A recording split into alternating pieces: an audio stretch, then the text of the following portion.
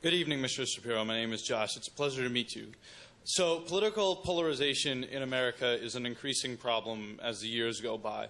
My questions kind of tie into each other. The first one is, what do you believe is the root cause of this problem? And the second is, how would you go about fixing that? Great question. So, I'm excited about this because I'm writing an entire book on it right now.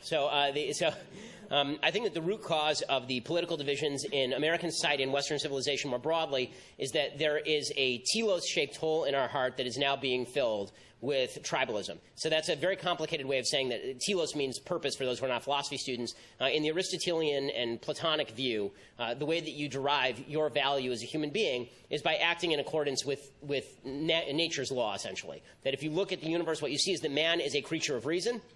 If you act in accordance with that reason, then you are acting in accordance with your purpose. And there's a whole set of virtues that you have to cultivate in order to act best in accordance with your identity as a reasoned person. And Aristotle recommends these. Judeo-Christian values seem to mirror these pretty strongly, which is why for basically the entire medieval scholastic period, there was a great identity between Aristotelian thought and Judeo-Christian values. And that carried forward all the way through most of the Enlightenment, actually, despite some pushback to the contrary. The American founding was based on this essential idea that every right has a corresponding duty, that you have a purpose in the universe that is laid forth on a religious level by your religious community, by the Bible, and on a reasonable level by a universe that requires certain things of you under natural law, right? This is what the founders talked about when they talked about natural law. I think all of that's been lost. I think it's been systematically undermined by 200 years of philosophy that says that God does not exist, the Bible is a fraud, that you cannot get to ought from is.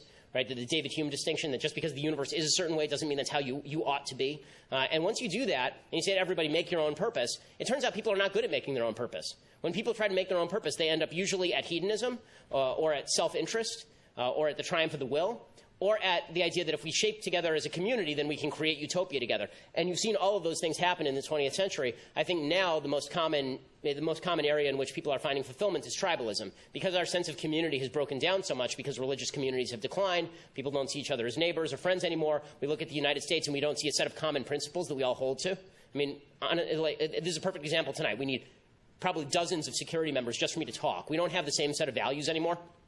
Because of that, people are filling that hole with tribalism. They're filling that hole with, okay, there's a bunch of people who look like me, and therefore those are my people, and I'll stand up for their interests. And you see this, I think, to a certain extent in the Black Lives Matter movement. I think you certainly see it in the alt-right movement. And all of these tribal movements are deeply disturbing and cut against the grain of Western thought, which has been moving toward individuality and universalism simultaneously for the past several thousand years, and is now moving, I think, in a completely sideways direction, thanks to the undermining of these key concepts. Purpose, individual purpose, the capacity of individuals to take control of their lives, communal purpose, and the capacity of a community to set boundaries around individual behavior so far it doesn't hurt other people, and also to ensure people's freedom.